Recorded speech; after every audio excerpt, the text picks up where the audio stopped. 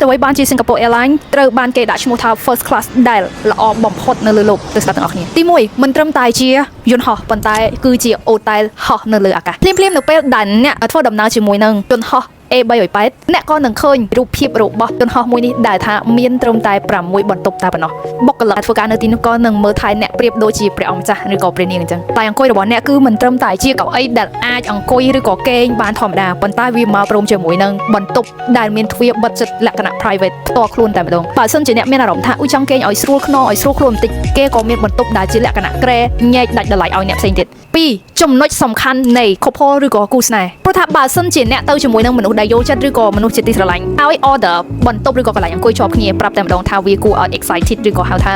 រំភើបកម្រិតណាព្រោះថាអ្នកអាចបើកវាំងនោនឬក៏ហៅថាជញ្ជាំងដែលនៅជាប់គ្នានឹងឲ្យคล้ายទៅជាបន្ទប់ធំមួយបញ្ចូលគ្នាតែម្ដងហើយអាចរុញក្រែនឹងឲ្យជាប់គ្នាដើម្បីឲ្យអ្នកទាំងពីរអាចស្រួលគេងភាពរ៉ូមែនទិកលំដាប់នេះរ៉ូមែនទិកនៅលើមេឃដឹងតែម្ដងថាបើអ្នកទៅជាគូស្នេហ៍គឺកំពុងតែគិតអ្វីចំណុចទី3ហ្នឹងគឺថាលក្ខណៈពិសេសដែលអ្នកអាចជ្រើសរើសអាហារបានដោយខ្លួនឯងឬក៏អ្នកកំងអាហារដែលអ្នកចូលចិត្តបានគ្រប់ពេលវេលាហាងដែលអ្នកនៅលើអាកាសអ្នកធ្វើដំណើរ first class ទាំងអស់អាចជ្រើសរើសក្នុងការ order food ឬក៏ហៅថាកំងម្ហូបមុនបានរហូតដល់ទៅ24ម៉ោងមិនថាជាអាហារសមុទ្រស្រស់ឬក៏ពពួក steak ដែលមានកម្រិត premium តែម្ដងធ្វើឡើងដោយ chef ឬក៏អ្នកធ្វើម្ហូបលំដាប់ពិភពលោកជាមួយនឹងការ serve ស្រាក្រហមដែលថ្លៃបំផុតនិងល្អបំផុត Champion Group របស់បារាំងជាប្រភេទស្រានៃប្រវត្តិសាស្ត្ររបស់បារាំងហើយក៏ថ្លៃបំផុតដូចគ្នាដែរ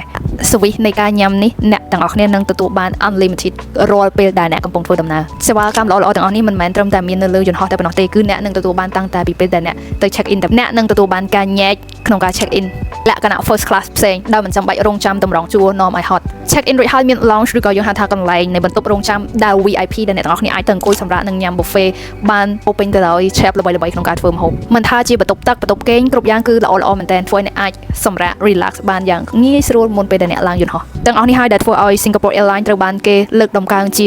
first class ដែលល្អបំផុតនៅលើโลกស្ដាប់ទៅមានអារម្មណ៍យ៉ាងណាដែរចង់សាកល្បងក្នុងការហោះជា couple សាកមើលម្ដងឬក៏